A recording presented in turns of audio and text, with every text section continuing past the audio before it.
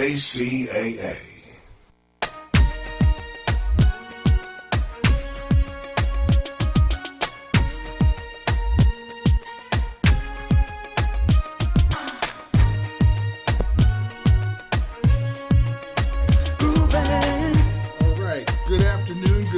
Good night. This is Empire Talks Back. Hello, this is Empire Talks Back. I'm Wallace Allen, and I am on the mic live, kicking it for a change. We have Miss Lindsay in today, and Lucky is her lucky dog. We're going to get a chance to talk to Miss Lindsay and Lucky. And, of course, Tammy Martin-Riles is here. We are expecting to talk with our friends at the Black Farmers and Agriculturalists Association. They should be calling in anytime soon. But as we wait for them, I would like to remind you that Labor Day is coming up. The Saturday before Labor Day, there will be a great activity at the Mountain View Winery. It's called the Jazz Experience. There will be Mr. Jason Weber, saxophonist. We have Mr. Michael Haggins. He's a great guitar player and plays sax and stuff too. He's a good musician. That experience is going to be a nice little intimate affair. You'll get to hang out, drink a lot of wine. It is at a winery. I expect that you'll be grown and gone and doing what you want to do there. Good music all day, good friends all day, wine and sip, things of that sort. Aretha Franklin. Miss Aretha Franklin. Boy, she is, well, I guess the cliche is that she's the soundtrack of our lives, of many of our lives. She's not the soundtrack of a lot of these young people, but thank goodness she'll be getting a lot of samples and things of that sort. But we do want to appreciate her. I do appreciate the babies that were born. They'll get to remember respect. You can get to remember Bridge Over Troubled Water, remember Satisfaction. Remember, let's just listen to Aretha for a moment. Change Gonna Come is a great song. Sam Cooke put it together. She covers so many great singers. We thought Otis Redding was killing it when he came out with Satisfaction. But she brought it back from the dead and killed it again. She did it. I guess that little part about sock it to me, sock it to me, sock it to me, that really gave her song a separation from Otis's. But let's listen to her. But I know my change is gonna come. Oh yeah.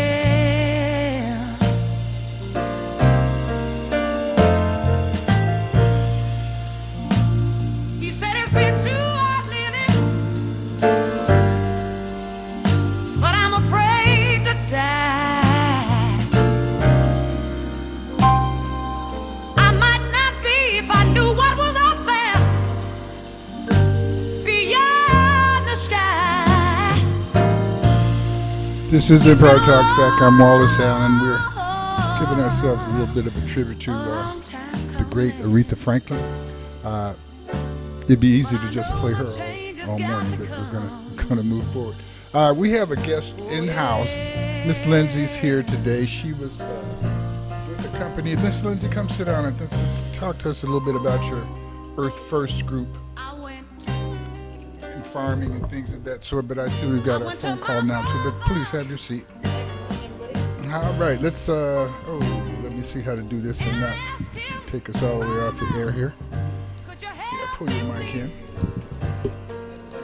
Miss Lindsay, what's the name of your organization?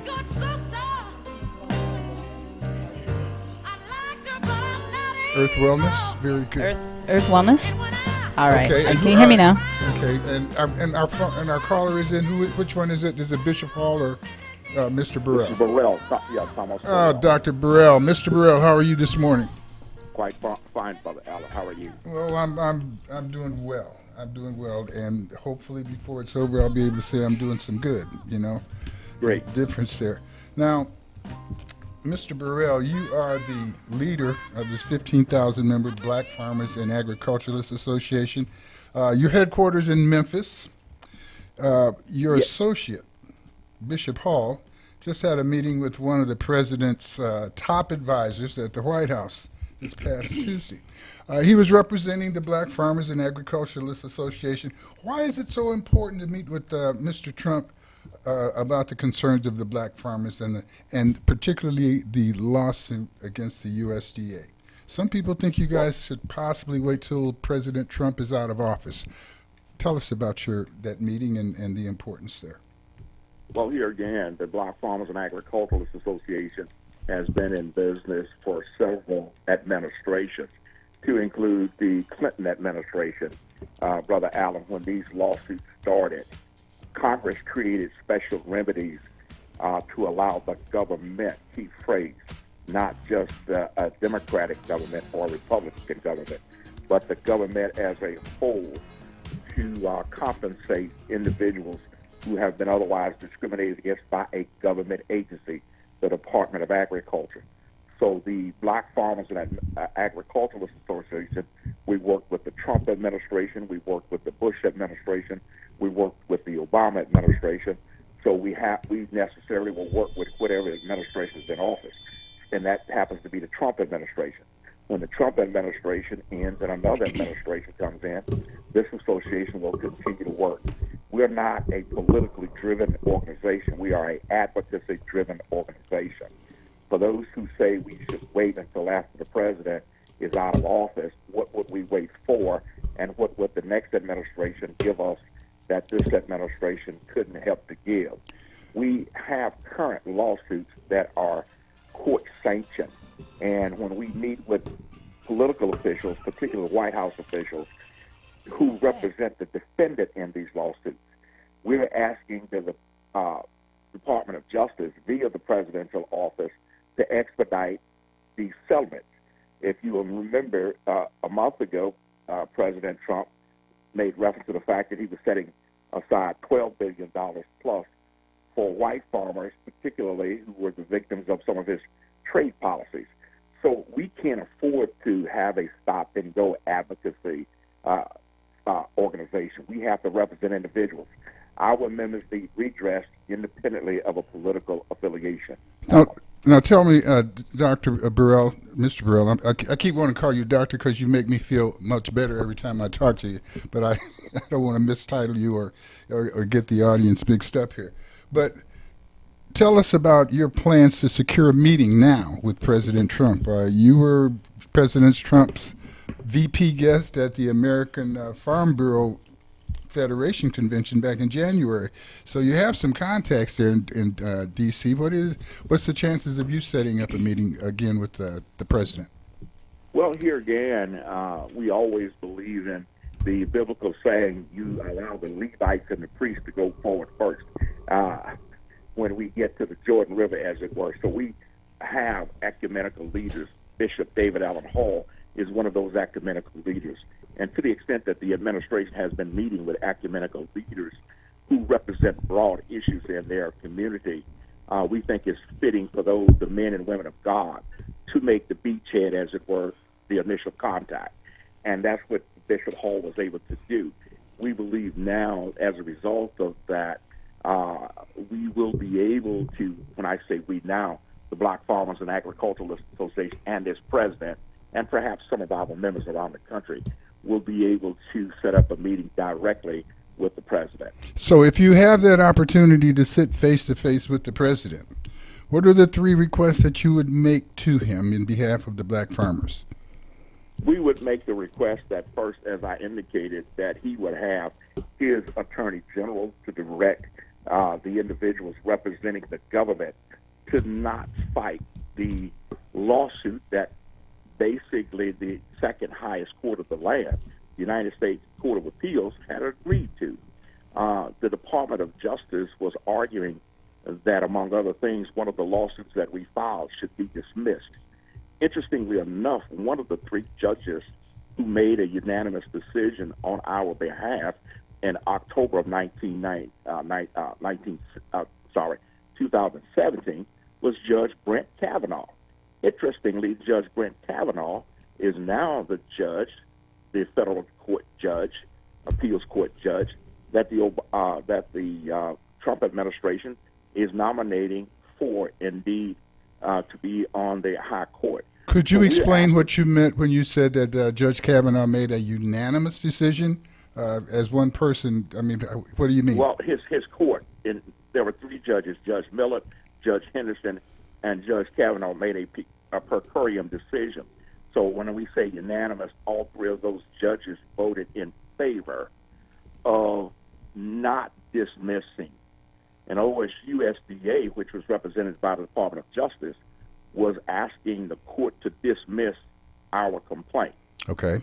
The three-panel judges, United States Court of Appeals, to include Judge Henderson, Judge Kavanaugh, and Judge Millett, made a per curiam decision unanimously not to allow that dismissal to go forth. So this same judge, at least Judge Brent Kavanaugh, has ruled in our favor and upheld the Constitution. We were arguing in that lawsuit, among other things, that USDA violated the Civil Rights Act of 1964, particularly Title VI. Well, in that lawsuit, didn't they kind of admit that that's indeed what they did? That is indeed what they did. So what we are saying here is, up on the one hand, you are admitting to it, then why continue to fight it? Right. We believe we will win we have won the lawsuit, but what we're asking the president is not to continue to use taxpayer dollars to continue to hold up the monies that Congress has A, set aside, and B, the courts have said these individuals are entitled to.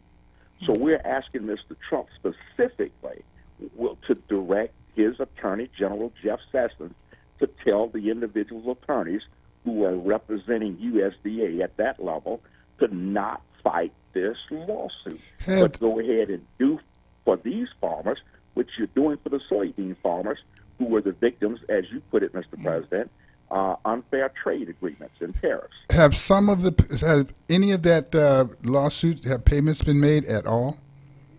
Yes, over the last several years, over probably $5 billion. Up to this point, you've had five civil rights lawsuits alleging racial discrimination against USDA. The first one was filed in 1999, and then you had subsequent lawsuits filed by members of the Native American community, the Hispanic community, and women farmers. We believe that that was a violation of what we believe the 14th Amendment is tantamount to segregation in schools. You should not have allowed a lawsuit for X minority group, Y minority group, and Z minority group. That's inherently contradictory and unconstitutional. But be that as it may, Congress in 2008 came back and said, okay, all of the other socially disadvantaged or minority farmers who have not yet been compensated can do so. So they created a process for those individuals who were left out. But USDA then created another hurdle by limiting or excluding African-American males for no other reason because they were African-American male.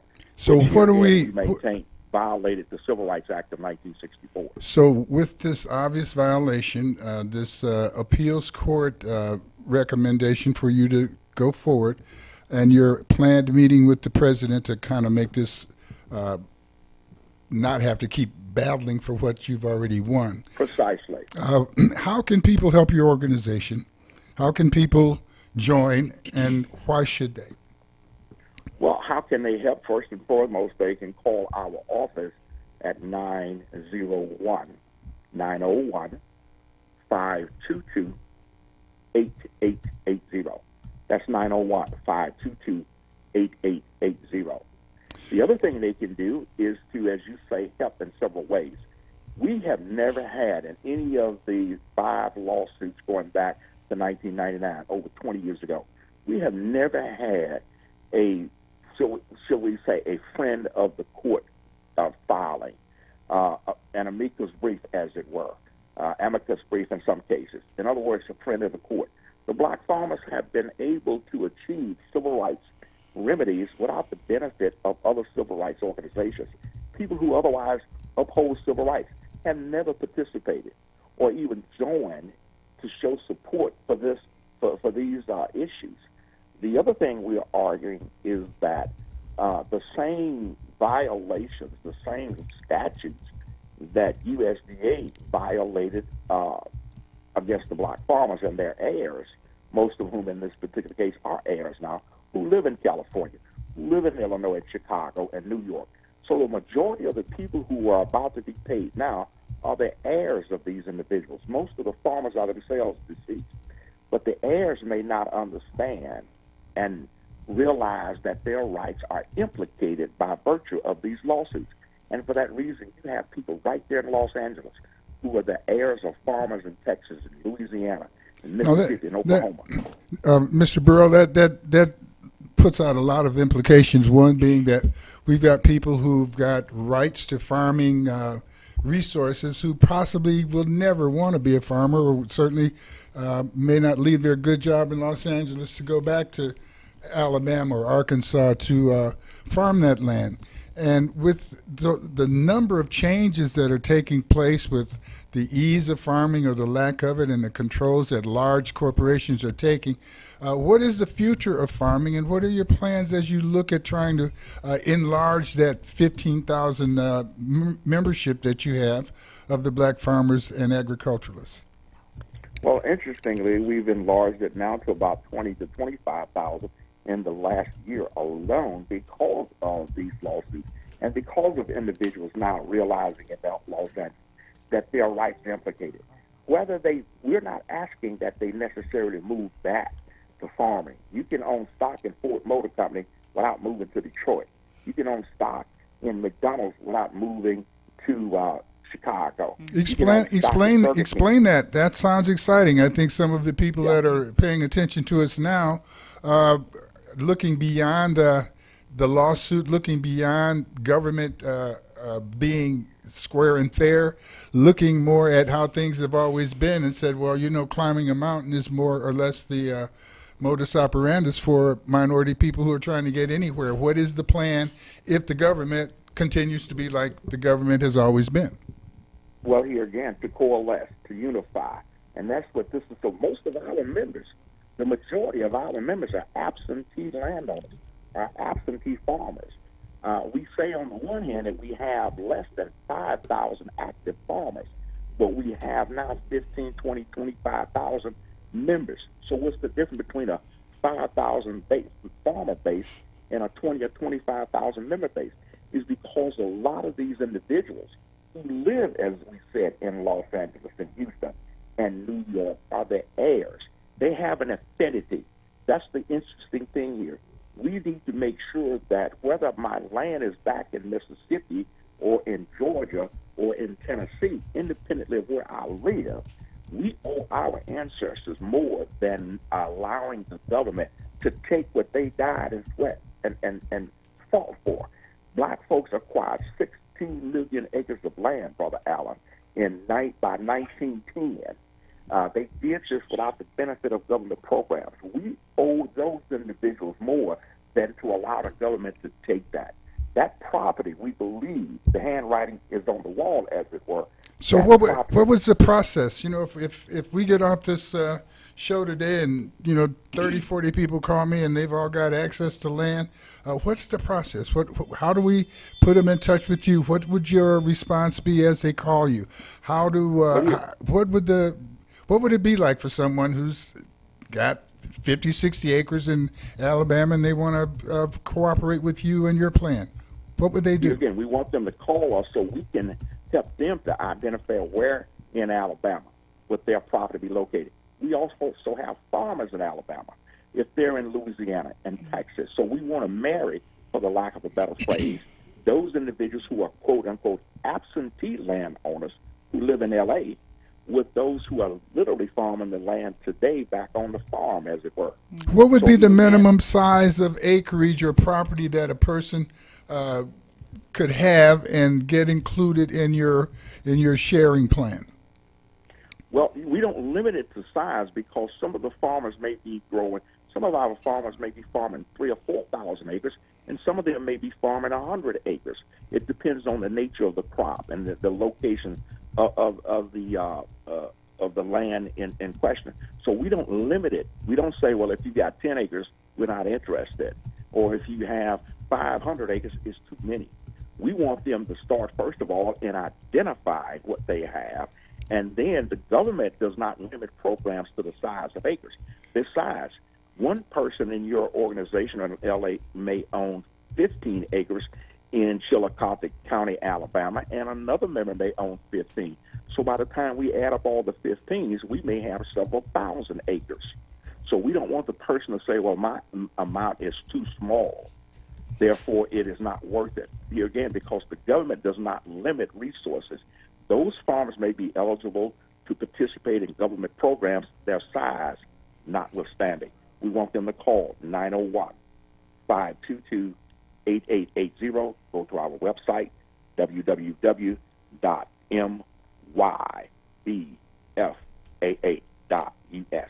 Dr. Burrell, thank you for sharing time with us this morning. We are expecting a call from Bishop Hall to be a bit more specific about the visit that he just made to the president.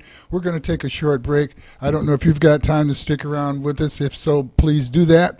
But this is Empire Talks Back. We are speaking with Black Farmers and Agriculturalists Association's president, Mr. Thomas Burrell of Memphis, Tennessee. We are taking this break. We'll be right back, and I believe we're going to be talking to Bishop Hall.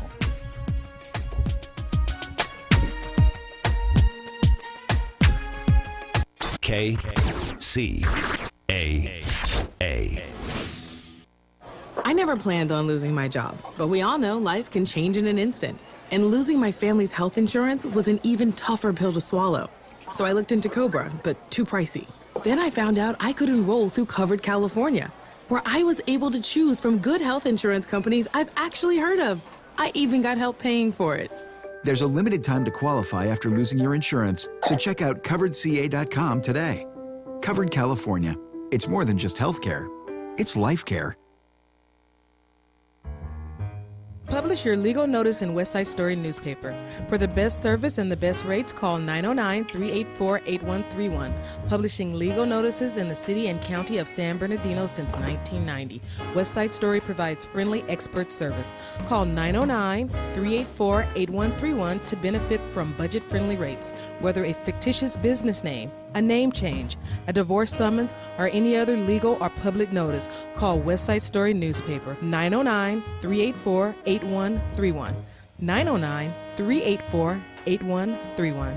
That's 909-384-8131. This is KCAA.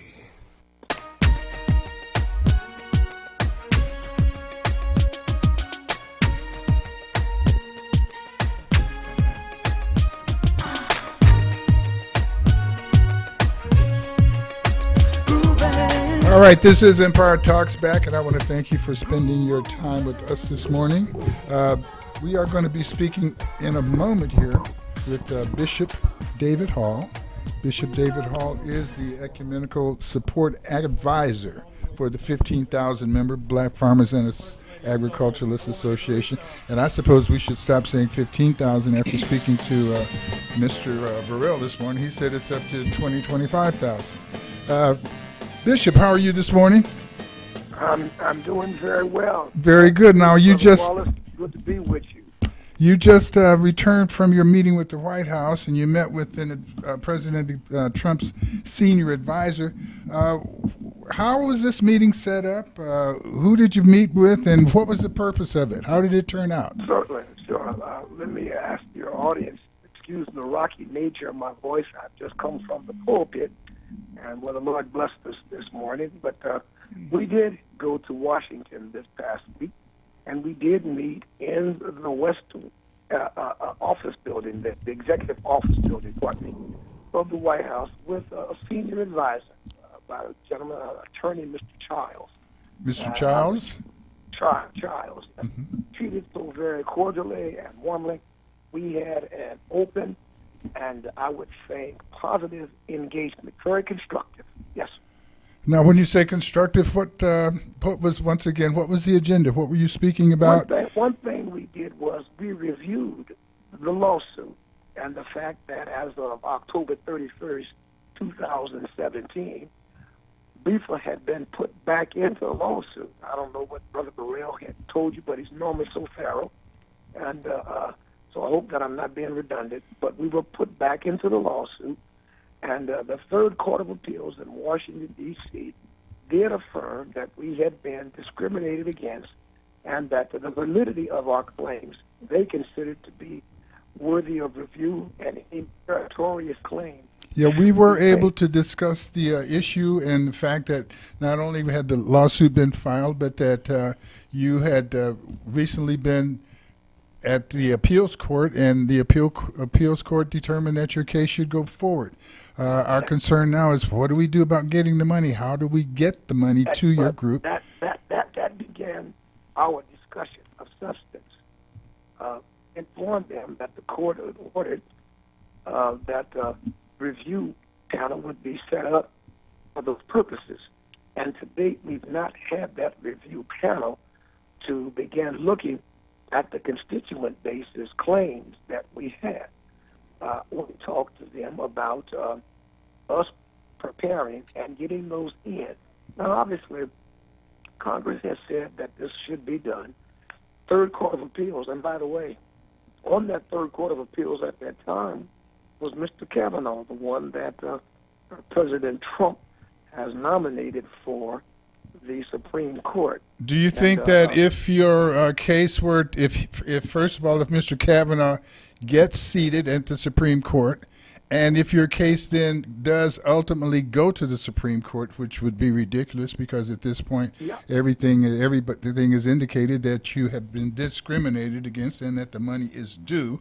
But if Mr. Kavanaugh gets to the Supreme Court and this case gets to the Supreme Court, would we not look at him possibly declining to participate because of his earlier participation? Is that a good sign or a bad sign? That might be the rule come up, but I think right now that is kind of a rabbit trail, because when they issued the decree, and it was a per curiam decree, there has been no resistance whatsoever. So I don't see there needing to be any expectancy of it going up higher. Well, the resistance, they haven't given us the money, so that's the big resistance. What are some of the other issues that you spoke with them about? Because we are definitely knowing that you're going to keep leaning on the court system and hoping that they will do the right thing. What are some of the other concerns that you have for the black farmers? There's no quitting us. We said, and that's for your listening audience clarity, we said very strongly that if the soybean farmers of America can be the beneficiaries of a $12 billion payout, buyout, or to compensate them for their loss, of which Thomas Burrell and I are soybean farmers, that the $1.6 billion that is owed to the black farmers, if it were that easy for them to have gotten that money so quickly, then it should be with the same reference in mind to do the same for us. Now, what we're talking about there, I believe, is the fact that with the tariff that President Trump put on soybeans, it also put a big rush on people buying soybeans at a time when you could not supply them because the seeds that you had purchased to plant your soybeans turned out to be fraudulent and unable to grow. So that's why you're suing the seed company at this point. No. You're mixing apples and oranges. Well, okay, let's get the orchid straight then. We are suing them for fraudulent a product, and that's not USDA. That's a seed company. Right. And I'm making reference to the fact that the tariff situation has impacted all farmers in America, white and black. And the large amount of them, obviously. I was stating that. I was simply saying that most other farmers were able to make money during this tariff situation because they have soybeans to sell. They have them to sell, but listen, if we sell at current prices, and this is what the tariff is about. Last year, soybeans sold for $10.28 a bushel. All right? This year, the price has fallen off $2 or more, and that's what the $12 billion is for. I made this case that if they could find the $12 billion, okay, glad they did, then they could also find the $1.6 billion to begin the payout of the black farmers' lawsuit, which of course has been in the court and lingering a while.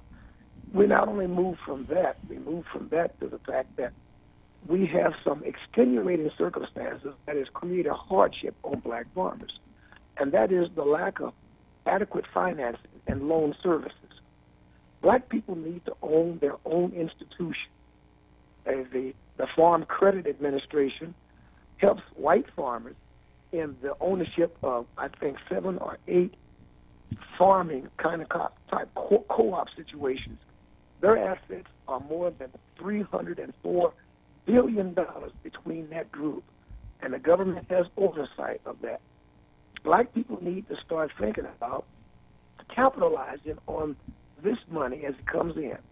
I've been asking our leadership, our membership, where we go, that if they could take part of the funds that they get and put them in an existing black institution with a bend for creating farm opportunities for loans and operating funds and equipment purchases, and or then create our own, and it be owned by black people. You with your Black Farmers Association membership, and I note that you're talking about you wanted the president to help you set up a Black Farmers Credit Union. What's the issue there? I mean, we can talk about what the government can do, but one of the things that we all know and have to acknowledge, Bishop, is that every Monday morning our churches in America, our black churches, put over $500 million in a bank that you can't go back to on Tuesday and borrow a nickel from. So as we start talking about what we want the government to do, I wonder, are we skipping over something that we can do without the government's help? Let me clarify, because please, you're making a valid point. Absolutely. As I was saying, we say to our membership, the money that you get from these settlements does not need to be all spent. Some of it needs to be invested, quite possibly in the black-owned facility. That means that the money that is rewarded to black farmers want to stay in business. Why not create your own bank or credit services where that you can get loans and loan services at a decent rate and get them that will be sufficient for your own process. That's exactly what we're talking about, and the point that we're making is that once you have a membership like you have, either at the church level or with the black farmers, starting your credit union is not something you need to wait for the government to do. We've got, and we don't believe in waiting. I understand that. That's why I'm trying to stimulate and figure out, why are we asking them that question when there's so many other. First of all, let me say this. Yes, sir. Your cause is one that we all are affected by.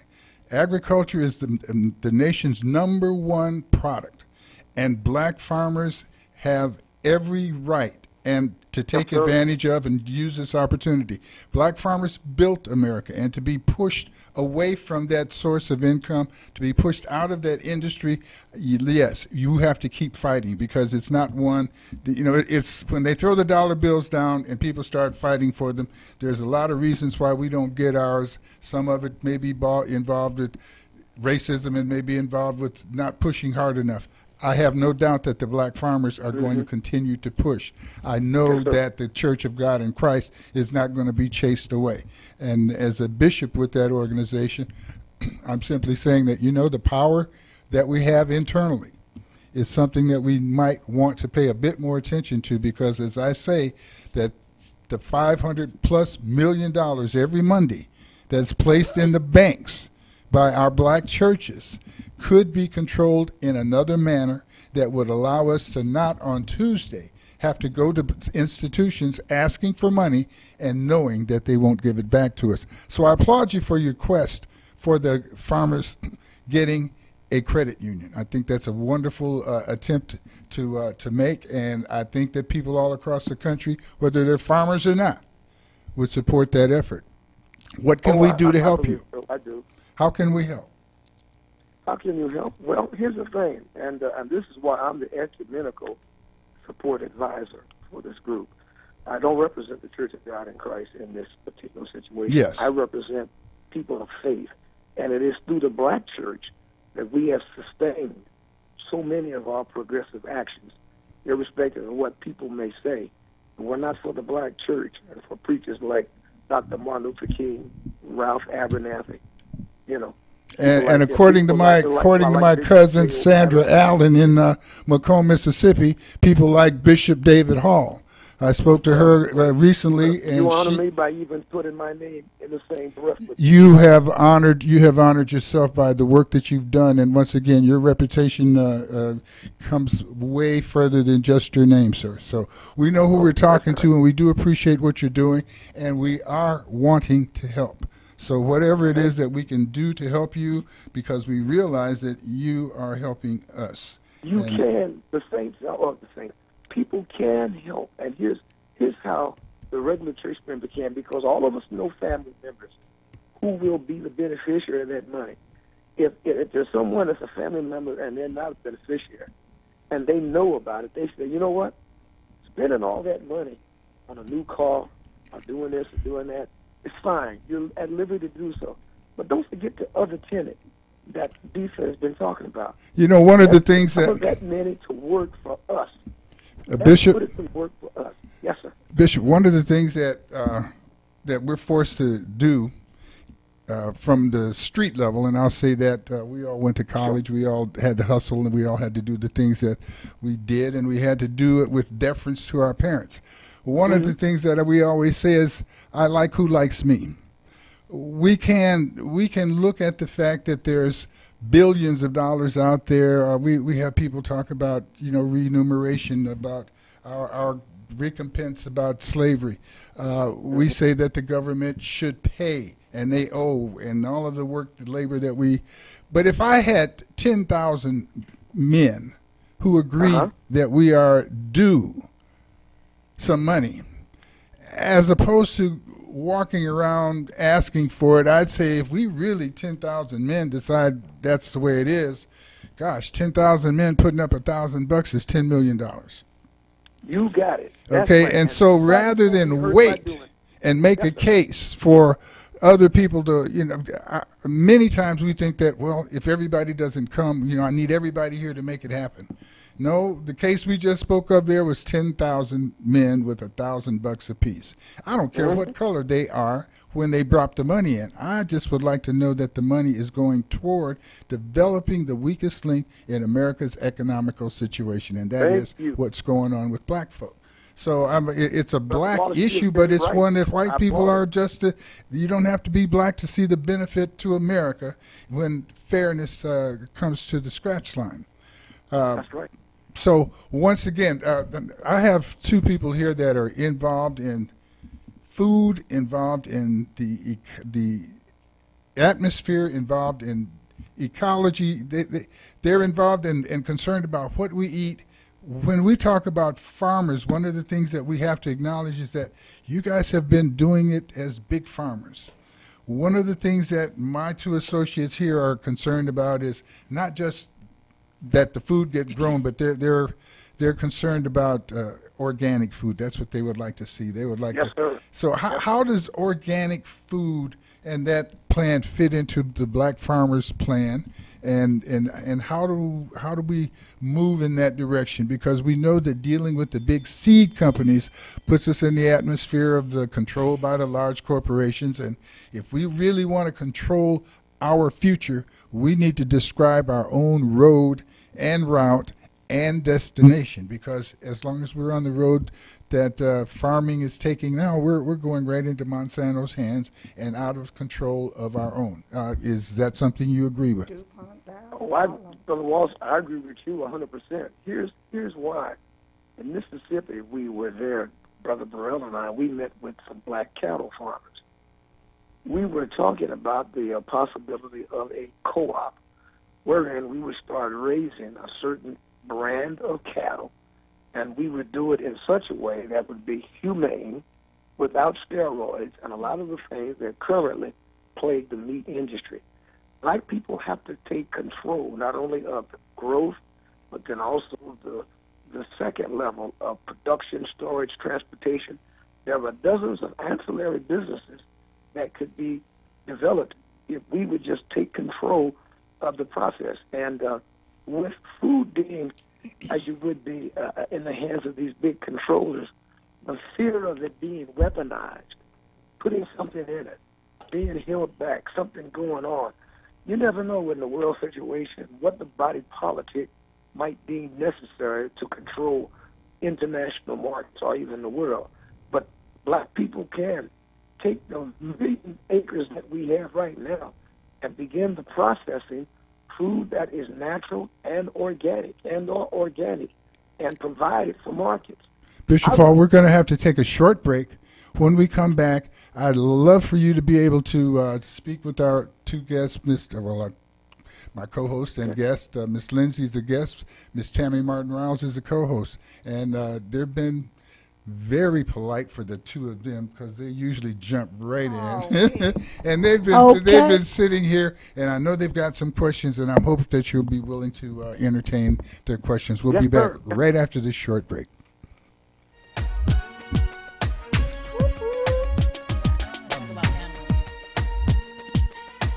KCAA. Covered California knows that one moment can change your life. That moment you say, I do. That moment you meet your baby for the first time. Or even that moment you lose your job and your health insurance along with it. For those times when life changes, we've got you covered. Covered California lets you choose from brand name health plans, and you may even get help paying for it. Your enrollment period is limited, so find out if you qualify by getting free expert help at coveredca.com today. Covered California. It's more than just health care. It's life care. Publish your legal notice in West Side Story newspaper. For the best service and the best rates, call 909-384-8131.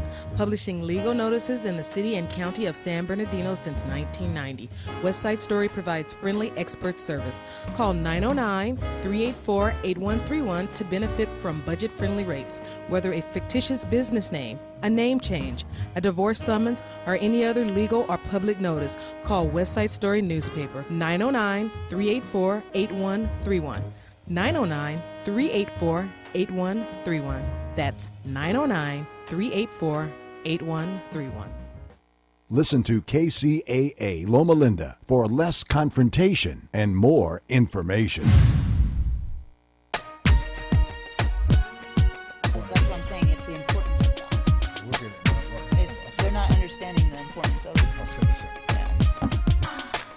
This is Empire Talks Back. I'm Wallace Allen. Thank you for spending your time with us. We hope that we're educating you about the food issue, about the issue of government, what the government will do despite telling you that we owe you some money, we're going to give it to you. As soon as you do 14,000 back-over flips and 15,000 Mother May I's in the right order. It's not an easy thing surviving. However, farmers in America, black farmers in America in particular, have fought many battles. The biggest battle now, one of the biggest battles, is maintaining access to land and growing food that is going to be profitable. Bishop Hall is with Black Farmers and Agriculturalists Association. I have Miss Lindsay, what's your name of your organization again? Lindsay Simmons from Earth Wellness. Earth Wellness. Ultimate Rehab Therapy and Healing. Yes, and Tammy Martin-Riles is my vegan specialist, vegetarian, and say it again. Get raw with Tammy. Get raw with Tammy. Yes. They are concerned about what they eat, which means they want to know how we can support people who want to grow organic and create food for vegans and vegetarians.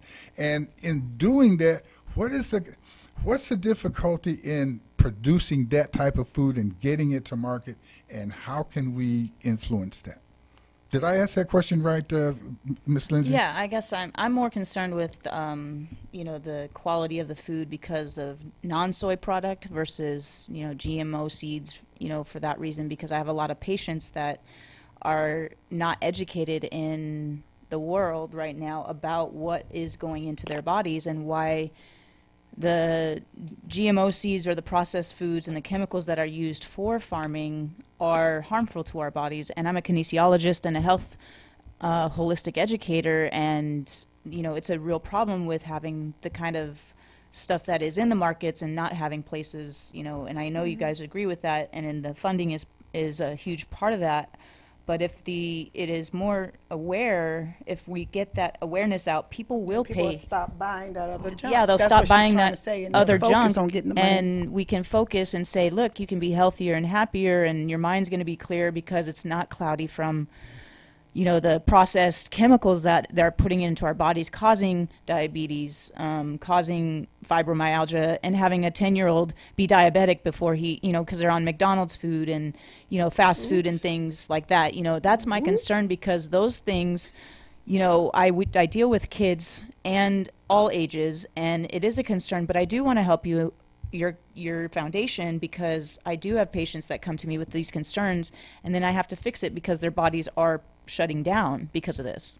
What is the overall attitude of the farming industry, black farmers who are not at the top of the rankings with our corporation? How do you feel about this desire to change what's in the food, and you're right there at the growing level? How do you respond to that?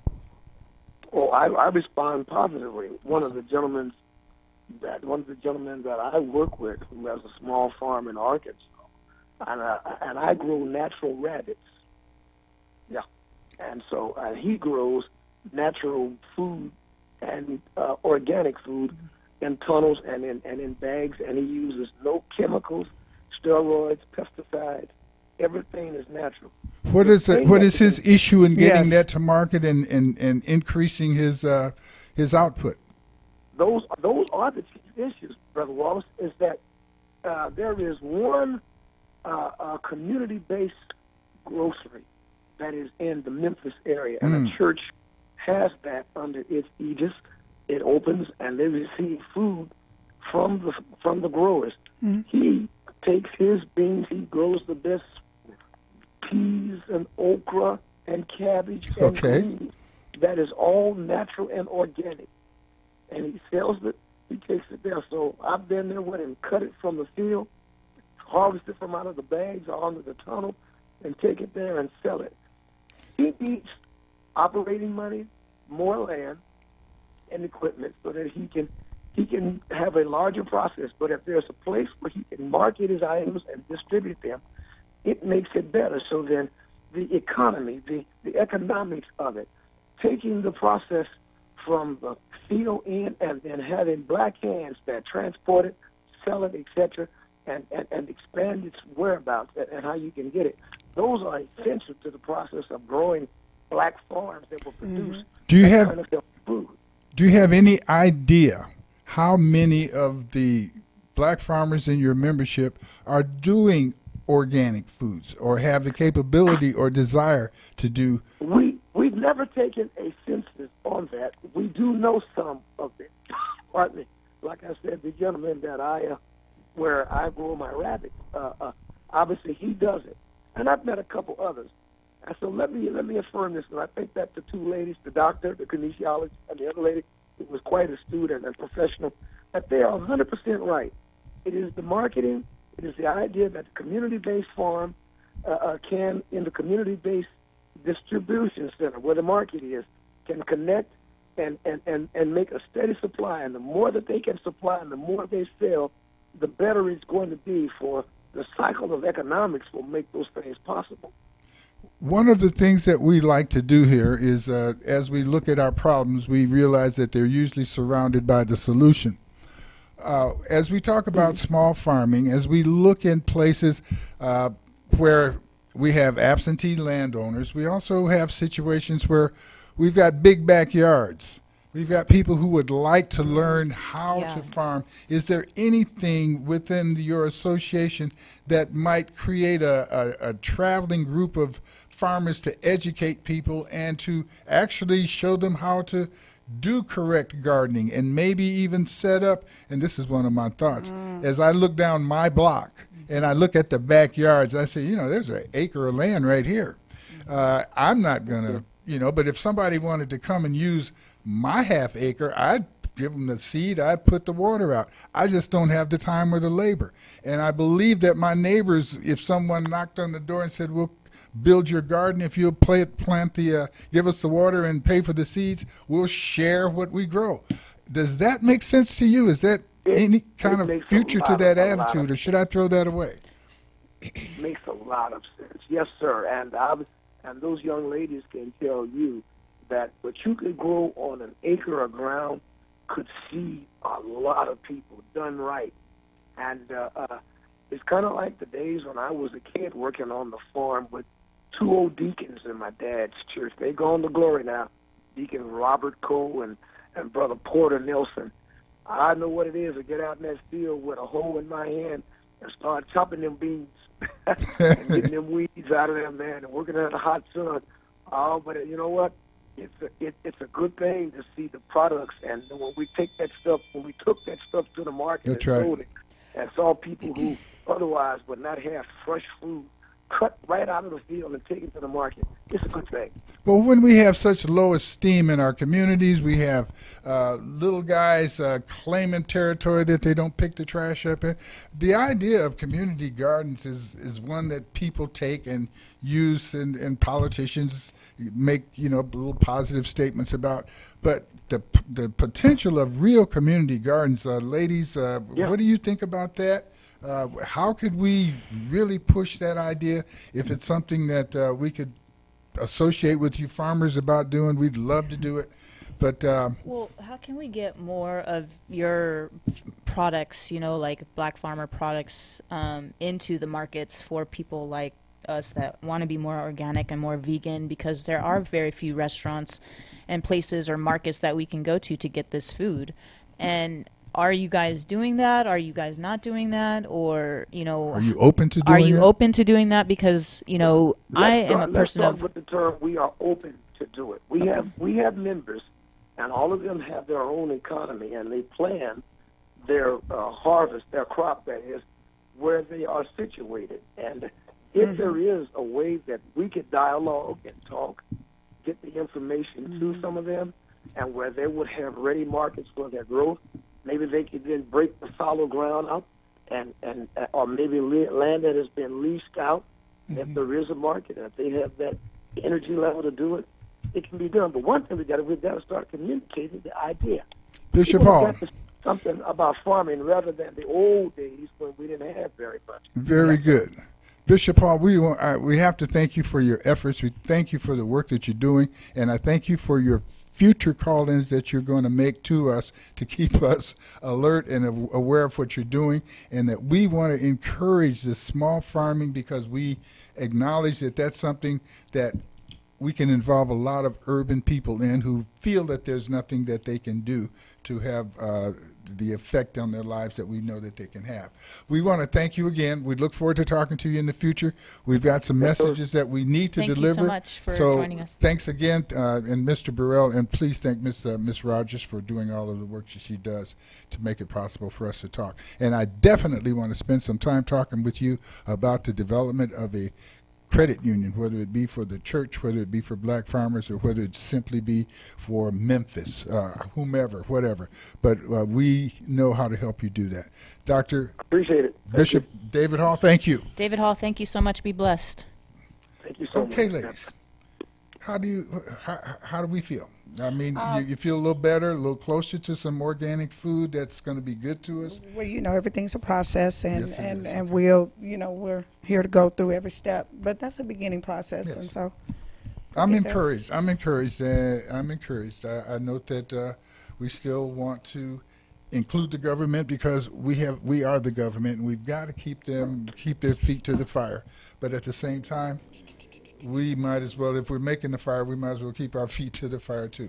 Miss Tammy, we've got an event coming up. You've got some tickets for it. You want to talk about that? Sure. IE Jazz Experience, and you were talking about it right before we went to break. That's right. Last time. And we have a couple of jazz events coming up, but the one that's coming up on September the 1st, IE Jazz, is at the Monte Vista Winery right here in the IE. 113 8th Street in Rancho Cucamonga. Yes, and I know that I'm holding some tickets, if you can see them. And the Black Chamber is always here to support businesses and to support, just the economic growth, entertainment in the Inland Empire. And this is the start of something great. Yes.